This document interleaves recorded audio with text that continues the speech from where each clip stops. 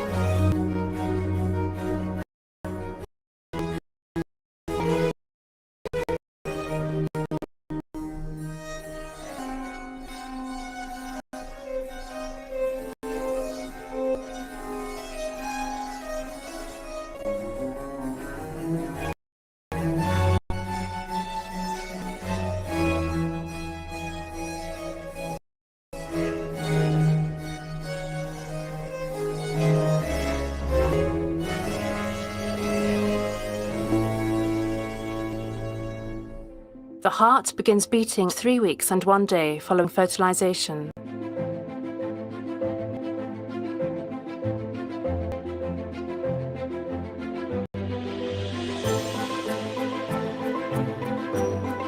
Circulatory system is the first body system or group of related organs to achieve a functional state.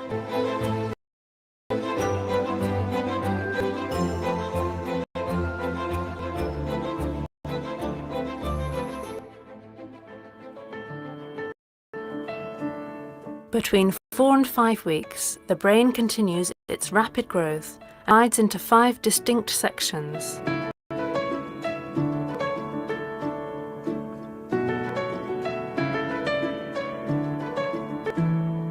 A touch to the mouth area causes the embryo to reflexively withdraw its head. Although movement begins in the 6-week embryo, a pregnant woman first senses between 14 weeks. The embryo begins to make spontaneous and reflexive movements. Such movement is necessary to promote normal neuromuscular development.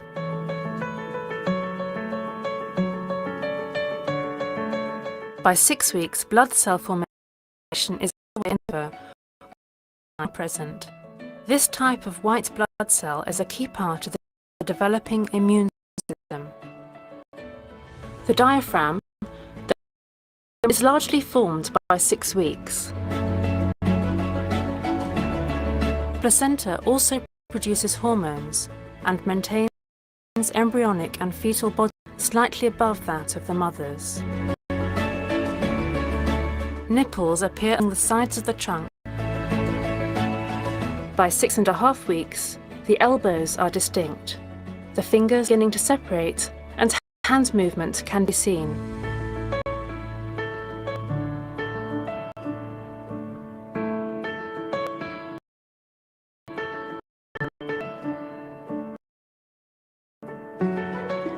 Now beats 167 times per minute.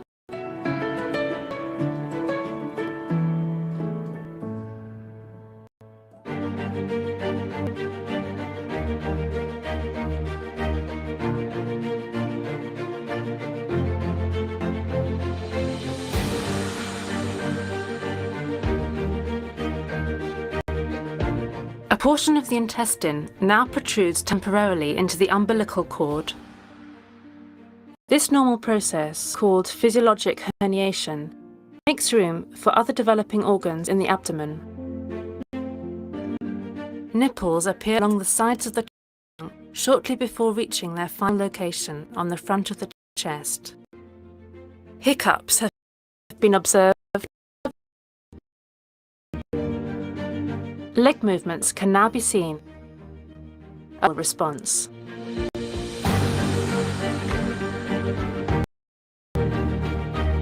Electricity of the heart, recorded at 7.5 weeks, reveals a wave pattern similar to the adults. In females, the ovaries are identifiable by 7 weeks. By 7.5 weeks, the pigmented eye is easily seen, and the eyelids are beginning a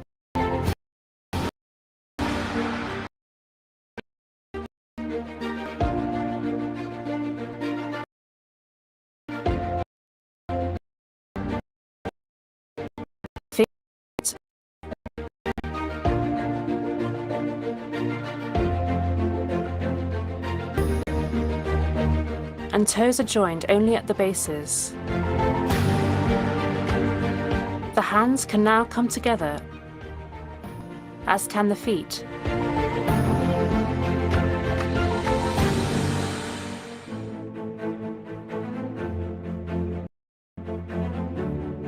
During the first 8 weeks following fertilization, the developing human is called an embryo, which means growing within. This time, called the embryonic period, is characterized by the formation of most major systems. Growth continues at an extraordinary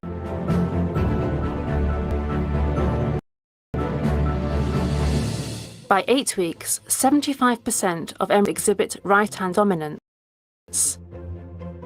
The remainder is equally divided between left-handed dominance and no preference.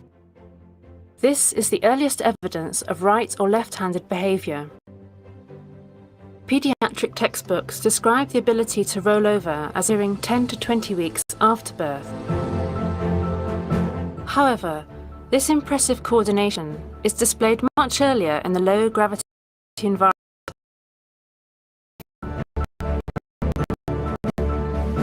The embryo is becoming more physically active during this time. It should be slow or rapid, single or repetitive, spontaneous or reflective. Head rotation, neck extension, and hand-to-face contact occur more often. Touching embryo elicits squinting, jaw movement, grasping motions, and toe pointing.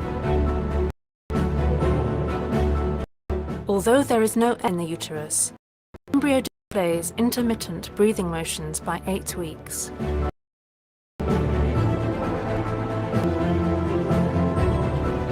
In male embryos, the developing testes begin to produce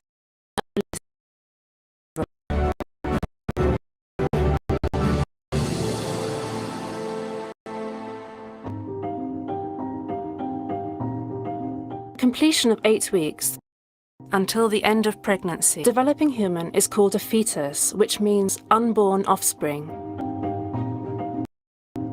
During this time, called the fetal period, the body grows larger and its systems begin.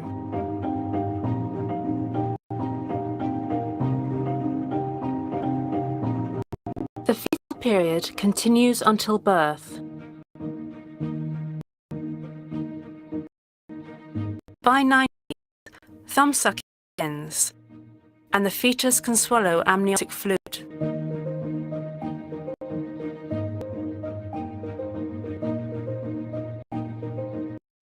The fetus can also grasp an object, move the head forward and back, open and close the jaw, move the tongue, sigh and stretch. Receptors in the face, the palms of the hands, and the soles of the feet can sense light touch. External genitalia begin to distinguish themselves as either.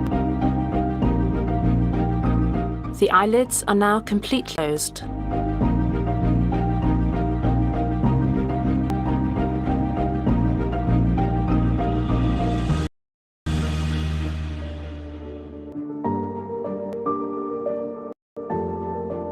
A burst of growth between 9 and 10 weeks increases body weight by over 75%.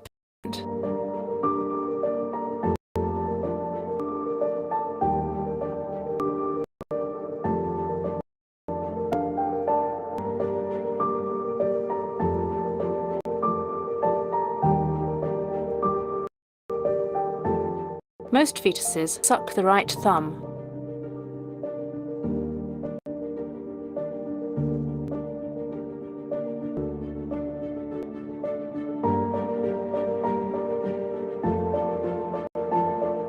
Sections of intestine within the umbilical cord are returning to the abdominal cavity. Ossification is under bones.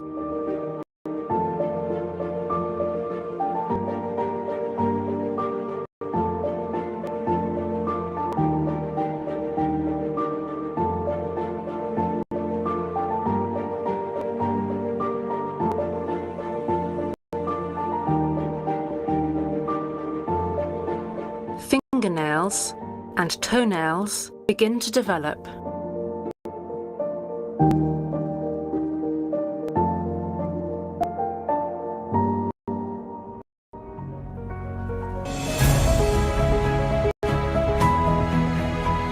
At 11 weeks, the nose and lip completely form. As with every other body part, their appearance will each stage of the human life cycle.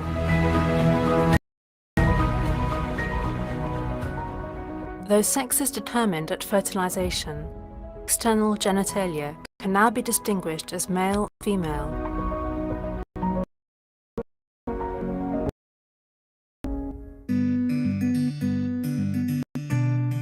Between 11 and 12 weeks, fetal weight increases nearly 60%.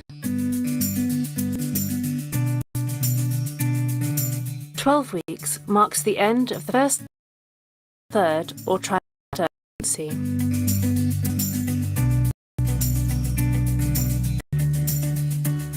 By 12 weeks, upper limb length has nearly reached its final proportion. Lower limbs take longer to attain their ultimate proportions.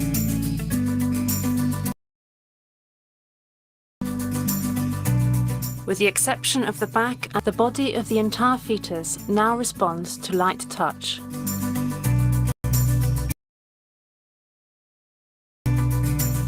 In contrast to the withdrawal near the mouth, now evokes a turn toward the stimulus and an opening of the mouth.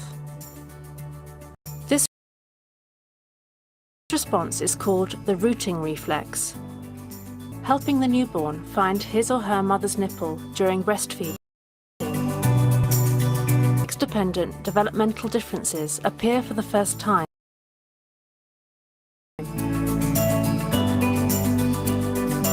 Fetuses exhibit jaw movement more frequently than males.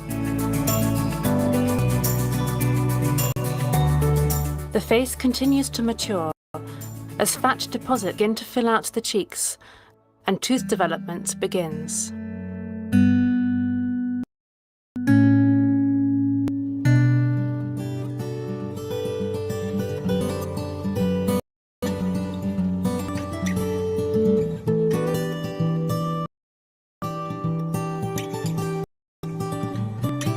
By 16 weeks, procedures involving the insertion of a needle into the hormonal stress response release noradrenaline or norepinephrine into the bloodstream.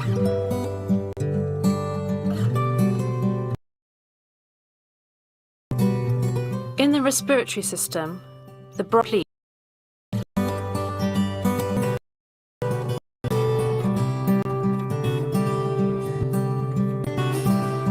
a protective white substance called vernix caseosa now covers the fetus. Vernix protects the skin from irritating effects of amniotic fluid. 18 weeks, fetal movement, breathing and heart rate begin to follow daily cycles called circadian rhythms.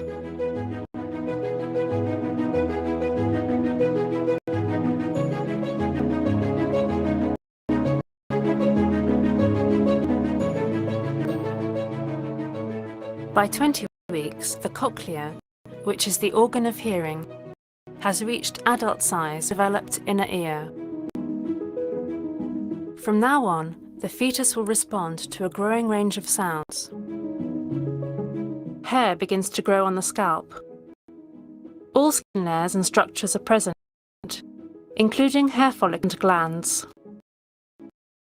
By 6 weeks after fertilization, mobility.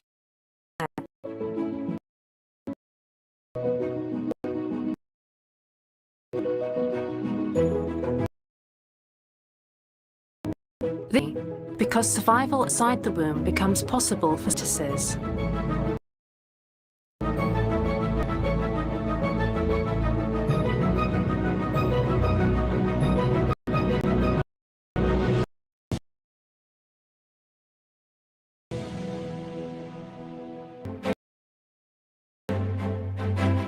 By 24 weeks, the eyelids reopen, and the fetus exhibits this reaction to some loud noises earlier in the female fetus. Several investigators report exposure to loud noise may adversely affect fetal health.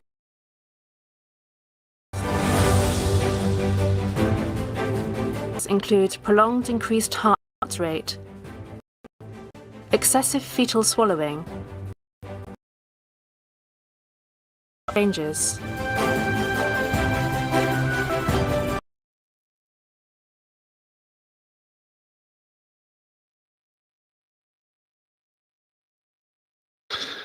Hello, good evening, everyone. You're all very, very welcome. Delighted to have you with us tonight. And we were just showing a short introduction to the Educational Fund, resourcefund.org presentation on the beginnings of life, and what a beauty it is to see God's creation. What a tragedy it is that life such as this is absolutely meaningless and treated like worse than trash now in Northern Ireland. So we've got quite a bit to discuss with you tonight, and we do share the live stream. That would be much appreciated. And if you do have any questions or comments, put them in the chat, either on Facebook or on YouTube, and we'll try and get to that. But without any further ado, I'm just going to hand straight over to Mark, who's going to be giving us tonight's presentation. So thank you, Mark. Thank you, Wesley. Yes, and good evening, everybody. We're going to run through a quick presentation tonight on some of the issues that have cropped up recently with regards to Stormont and the interventions by the Secretary of State. We're going to talk a little bit tonight about where that leaves Stormont in terms of abortion and control over our own abortion laws. And we're going to give you a couple of pointers on things that you can do and ways that you can get involved. So as Wesley said, we have the chat open on both Facebook and YouTube. If you have any questions as we're going on, we're monitoring the chat. So feel free to type in any questions you have, and we'll try and answer them as they come up. Now, this issue with the Secretary of State has been going on for a long time now. And in fact, the presentation that I'm going to be showing you tonight is one that I gave around about the 23rd of March, 2021. So over a year ago, a year and 2 months ago, I gave pretty much exactly the same presentation. And what we found back then is people were like, no, that's not going to come true. That's, you're kind of reading too much into what the Secretary of State's doing. Stormont still has all the control over abortion. And what we see now is that much of what we said, in fact, all of what we said back then in March 2021 has now come true. And we are now in a situation much, much worse, in fact, than some of the things that we had predicted. So the presentation I'm running through tonight is pretty much exactly the same as it was last year. Any little bits that I've added to the presentation at the start, I've highlighted them in blue. But as you'll see, we have been saying these things for well over a year now, and very much everything that we have spoken about or have discussed has come true. So I'm going to give you a wee bit of a background just to begin with on how we got to where we are. And if we go back to the timeline of events, all of this really started in 2018 when the CEDAW Committee, who are a kind of committee within the United Nations, completely unelected, have absolutely no power within the United Nations, they're pro-abortion activist group basically, who go around countries that have restrictive abortion laws and try to force in liberalized abortion laws by putting pressure on the governments of those countries. So the CEDAW Committee visited Northern Ireland in 2018. They refused to speak to anybody with any kind of life-affirming views, but they produced a report on the back of that visit that contained a couple of paragraphs of recommendations that they would like to see in Northern Ireland.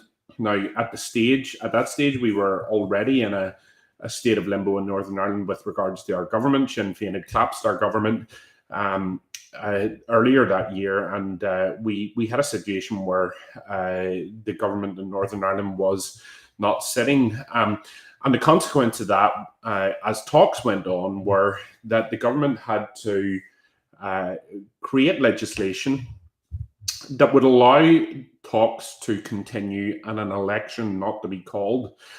So the Northern Ireland Executive Formation Act in the summer of 2019 was simply to do that. It was to stop an election and give more time for talks to continue. Now, what happened at that time is that Stella Creasy, pro-abortion MP at Westminster, she introduced an amendment to that legislation, which sought to implement every recommendation in paragraphs 85 and 86 of the CEDAW report. And when that went through, we then had in 2020 the government publish the abortion regulations for Northern Ireland. So it was secondary legislation that stemmed from that Section 9, that stemmed from that primary piece of legislation.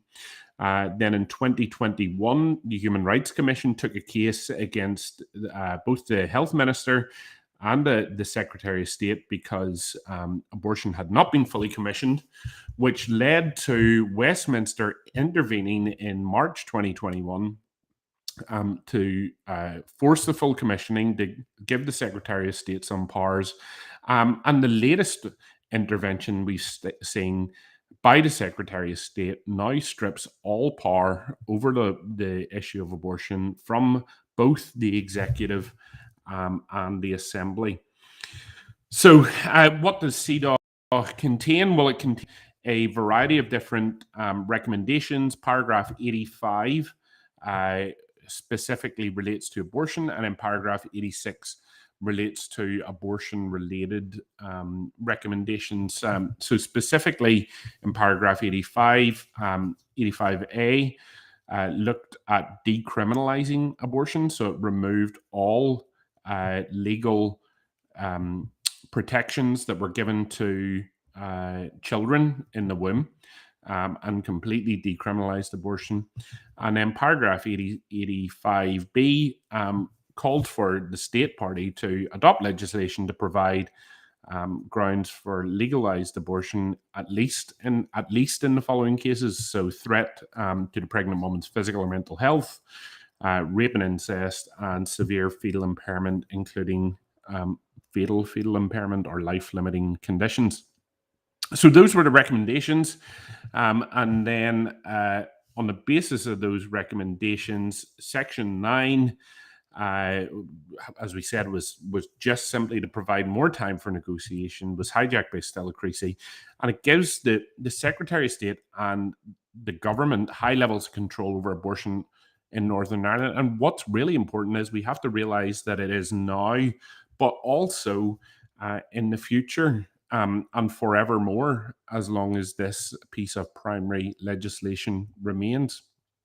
So the Section 9 placed a duty on the Secretary of State, so it places a legal duty on him to ensure that the recommendations in paragraphs 85 and 86 of the report are implemented in respect of Northern Ireland. Now remember, 85 relates to the abortion regulations and the provision of abortion.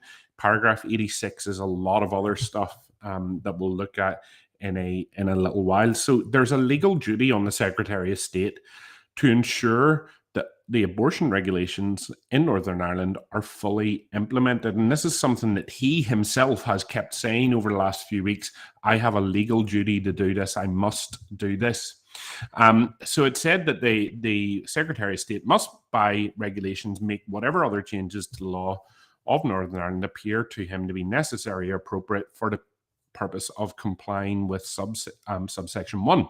So paragraph 4 gives him the ability and the backing to change whatever he wants in Northern Ireland in terms of the way our government works, in terms of the way democracy in Northern Ireland works, in terms of the way devolution works, in order for him to implement everything in the CEDAW report. So he can, and we have seen this, he can override devolution, he can strip stormment of their power. He can appoint himself as health minister without any votes.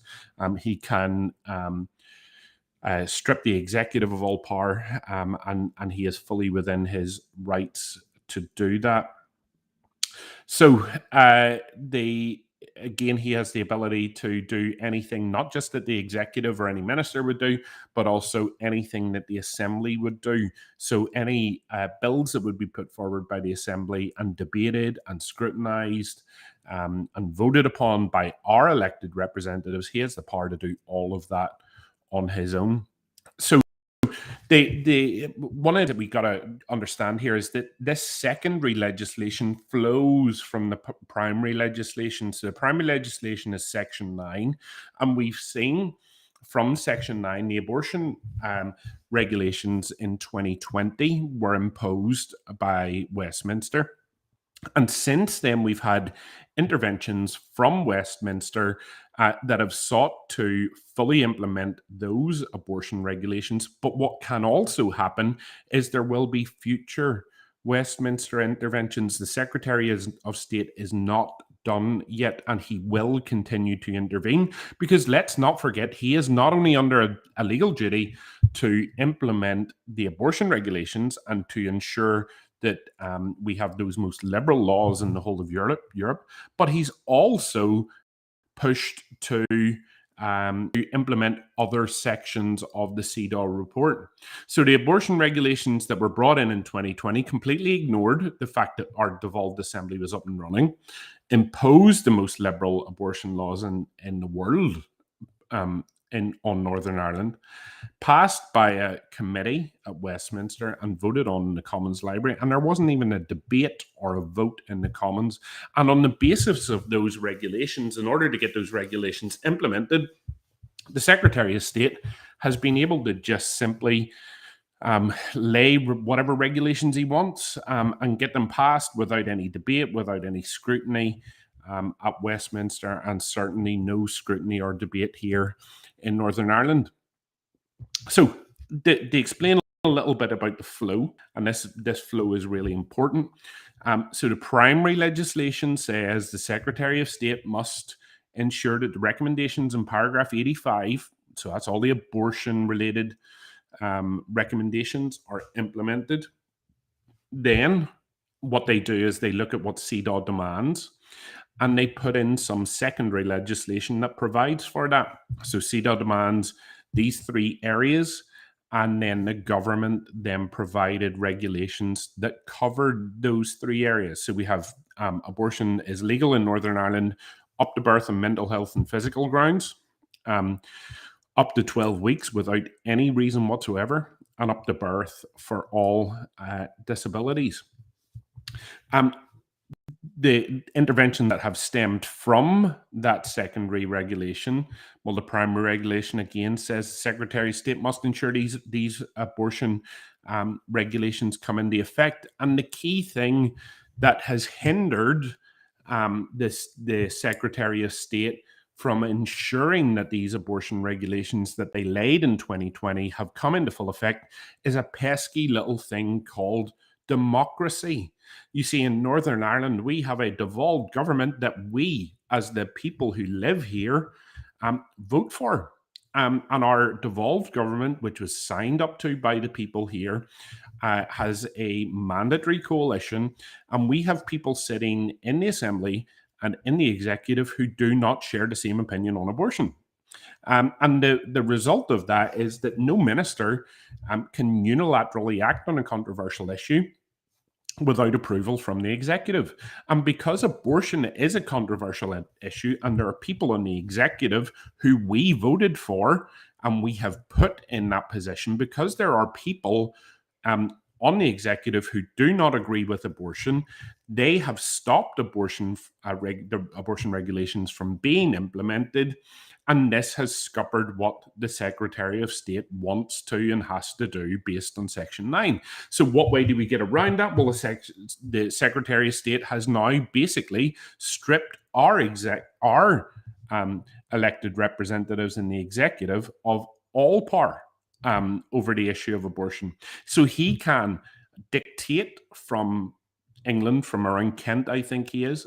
He can dictate from England what our abortion regulations look like, how they're implemented, and he can do that over the head of the Assembly and the Executive. But there will be future interventions, and you've got to realise that he is now under a legal obligation to say that paragraph 86 must also be implemented.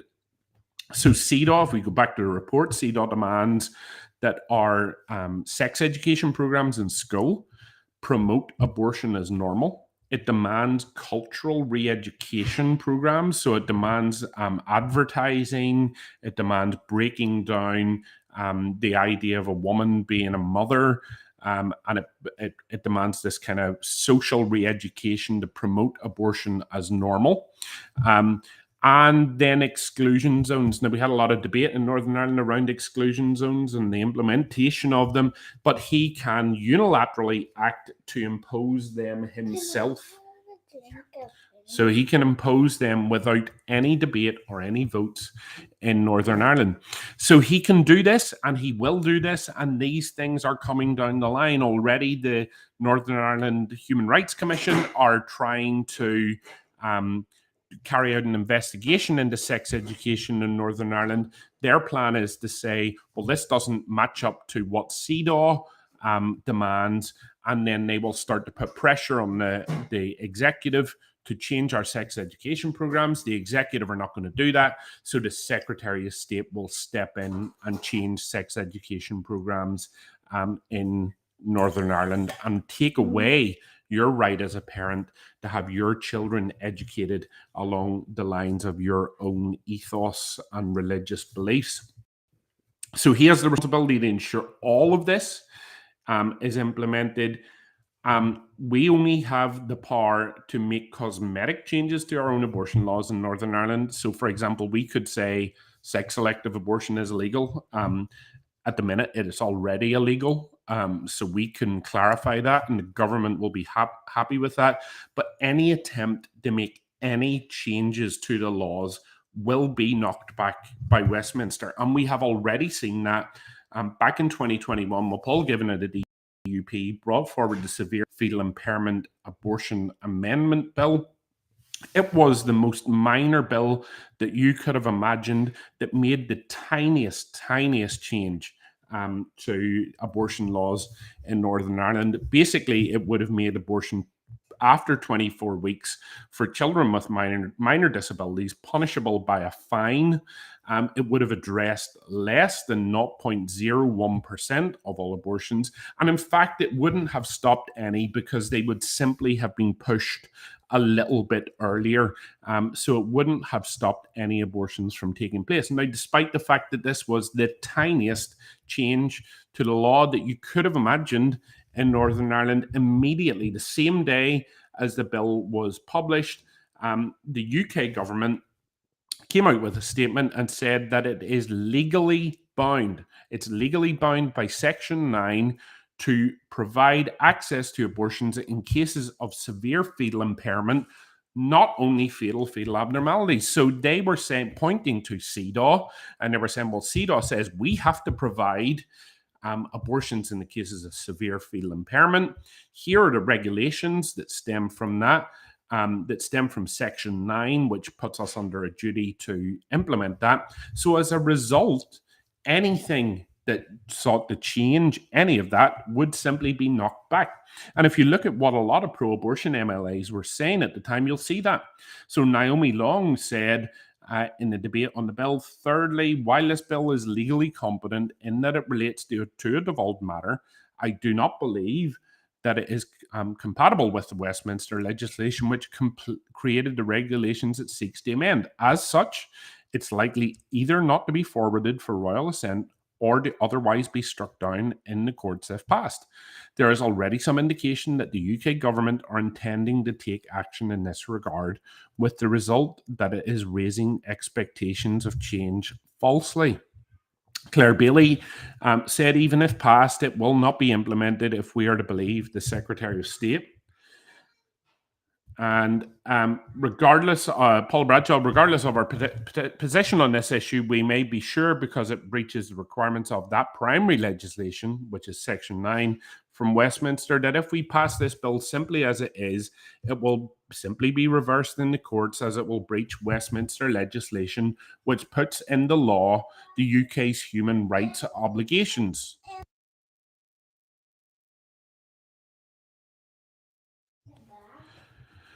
So we got to wake up to the reality of the situation here in Northern Ireland. The reality is this: only the management of Westminster's abortion regulations is devolved. In Northern Ireland, they say that this is still a devolved issue, but the only thing that will be devolved is that you and I will have to pay for it through our taxes, through the block grant. And any minister or MLA in the Assembly will only have the power in future to manage and implement the laws that are pressed on us from Westminster. We have absolutely no ability here in Northern Ireland to shape our own laws in the future. And that doesn't just relate to the abortion regulations, but it also relates to the sex education, relates to community signposting, relates to criminalization of Christians. We have absolutely no power whatsoever. Westminster, or Stormont, sorry, could have 90 Christian pro-life MLAs, and they would not be able to change one iota of the regulations that have been forced upon us from Westminster. Now, for many, this is a political issue. This has been forced upon us by Westminster, and it will take a political solution to sort it out. It's going to take negotiation to get this issue sorted. But the key thing is that this is about principles. And while we're talking about constitutional issues here, while we're talking about devolution, while we're talking about democracy, let's not get beyond what this is really about. This is about principles. This is about beliefs. And this is about the reality that since those regulations were passed in 2020, we have had over 3,000 children murdered in places that are supposed to be clinics in Northern Ireland. And it's something that I think we need to be conscious of. And I'm going to show you a video clip here, and the video clip is very disturbing. It's a very hard watch, and some people may not want to watch it. But I encourage you, please watch this video, because it shows what is happening in clinics up and down the country now, and what will happen when full commissioning comes into place. Please watch the video if you can. It's happening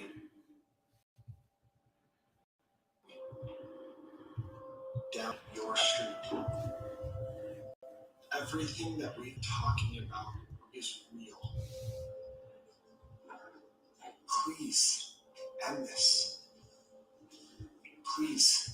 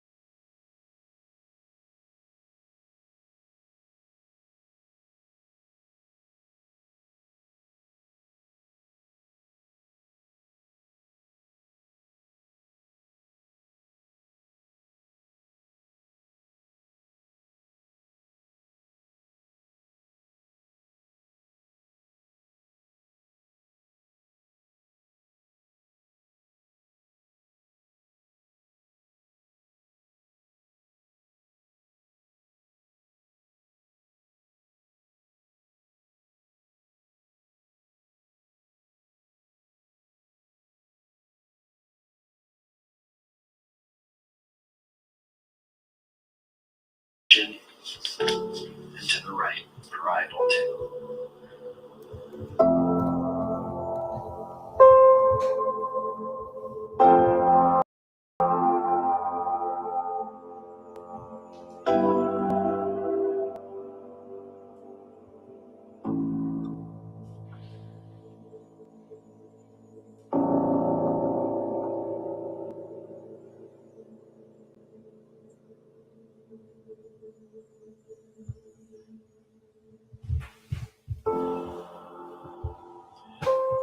This is what we call choice in this country.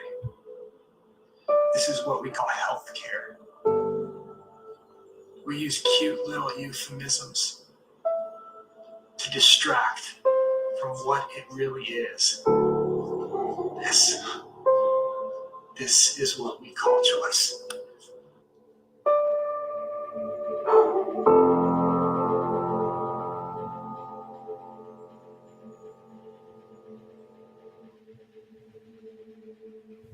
Pastors, moms, dads, end this. End this.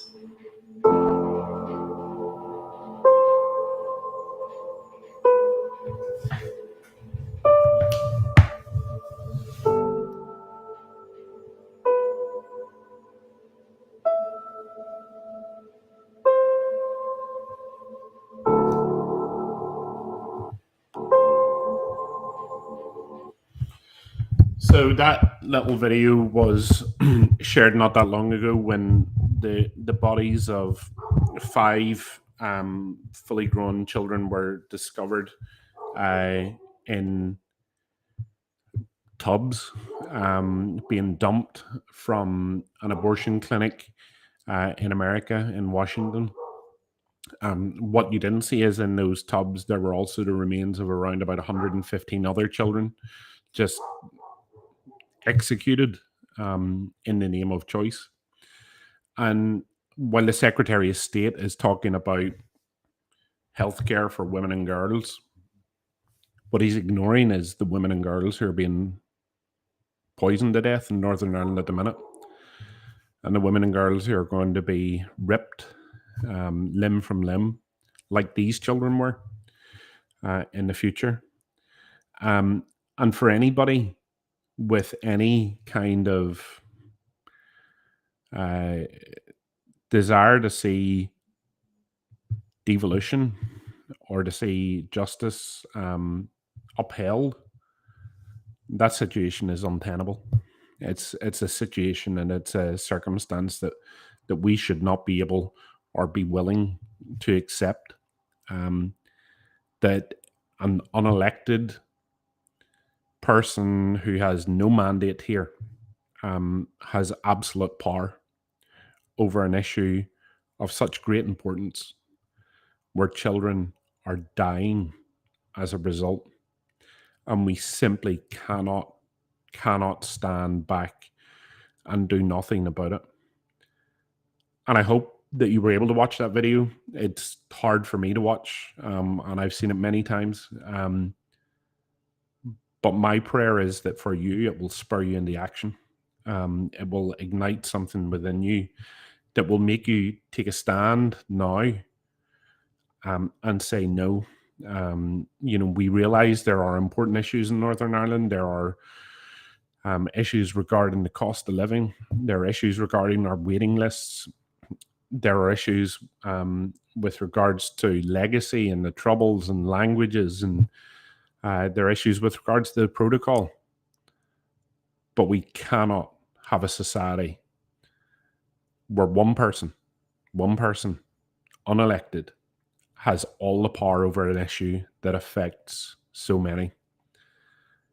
It's time for us here in Northern Ireland as Christians to tell our politicians that they need to make murder a red line. So what can you do? Well, we have an open letter to all of the party leaders in the Assembly that calls upon them to refuse to take their seats, refuse to elect a speaker, and refuse to form an executive until Section 9 is being repealed, and power over this issue is returned to the place where it belongs, the place where it was for 100 years, until the power over this issue is returned to the people of Northern Ireland, so that we can legislate on it and we can change the law as we see fit. Any politician in the Assembly who supports the concept of devolution, who is willing to take their pay to be an MLA, a devolved MLA, should be willing to back this letter, because it is simply calling for devolution and democracy to be upheld and to be respected. So we'd encourage you to sign the letter, to share the letter with as many people as you can. Currently, we have about 1,600 signatures on the letter, and we want to see it grow over the next few weeks. As we approach the summertime and things slow down at Stormont, we want to continue to build upon that letter and continue to grow the numbers who have signed it. In order to help us grow those numbers, I'd love you to help us distribute our leaflet. So we have a leaflet advertising the open letter. And it highlights on the back of the leaflet some of the things that the Secretary of State can now do in Northern Ireland, and we can do nothing to stop him. And it has our contact details on there, and links to the open letter. Now, we've already distributed around 50,000 of these leaflets over the last few days. Last night, we ordered another 100,000 of them. And we'd love to get one of these leaflets into the hands of every Christian in Northern Ireland. So if you can help with distributing these leaflets in your churches and in your local churches, we'd love you to get in contact with us and help out with that when the leaflets arrive. But a big thing that we would ask you for is that you continue to pray for us, and you continue to support us in the work that we're doing. We appreciate. We would appreciate every thing that you do and every way that you support us, and we appreciate you taking a stand. And we want to encourage you to go and contact your MLAs, get your MLAs to know you, highlight the situation with them, and highlight that you want them to remain out of the Assembly, that you voted for them and on this issue, and because you think they could do something on this issue, and until Section 9 is gone, they cannot. So, Wesley, I'm going to hand back over to you for any further details on this, and then we'll call it a wrap. Mark, thank you so much for that powerful presentation, and certainly we would encourage each of you to make this known far and wide among your own local friends, community, churches, fellowships. We do not want to be in a position in Northern Ireland where we have to carry the dead bodies of babies to Stormont to show them the effects of commissioning. And this is a matter of utmost importance. There's no other issue that can even come anywhere near than the murder of precious innocent babies made in the image of Almighty God. So, as Marcus said, number one, we really want you to pray and to seek God for what you can do to help. There is some very significant meetings in the next 10 days, 2 weeks, 3 weeks that could change the course of this whole issue, which we can't discuss at this point in time, but we would ask you to pray. If you want us to give a further, more detailed talk to your pastor, your minister, or to anyone else, just get in touch with us. We would be delighted to help you. And as Marcus said, we are really encouraged with the huge numbers of requests, even from church. A lot of churches are requesting the leaflets. So please go speak to your church leadership, ask them, can we get 100, 200, 300 for our church fellowship? Get the leaflets spread, and this way we can get folks educated as to how serious the matter is and what we can do. So God bless you all. Mark, have you anything final you want to say just in closing? Yeah, one of the other things that I would say is that you know, we are going to have a bunch of different events coming up this week, so please keep an eye on our Facebook page. We will be posting all the events that we're going to be holding on Facebook, but also we're trying to build our database in terms of numbers that we can share things on WhatsApp. So if you want to send us a message through Facebook, you can do that with your mobile number, and we'll add you to a WhatsApp group. We'll have all details are posted there and on Facebook. If you don't have Facebook, the send us the details. If you look at the description on our YouTube video, our mobile numbers there. Send us a message with your mobile there. We'll add you to the group. It's really important that you keep involved because these things are fast moving. Later this week, we're going to be doing a video. A special video. We in recent days we have been attacked by a person who calls themselves a pastor, Steve Ames, who is the leader of an organization called Harbor Faith Community, and he runs a pro-abortion faith organization called Faith Voices for Reproductive Justice. He posted a lengthy post about us.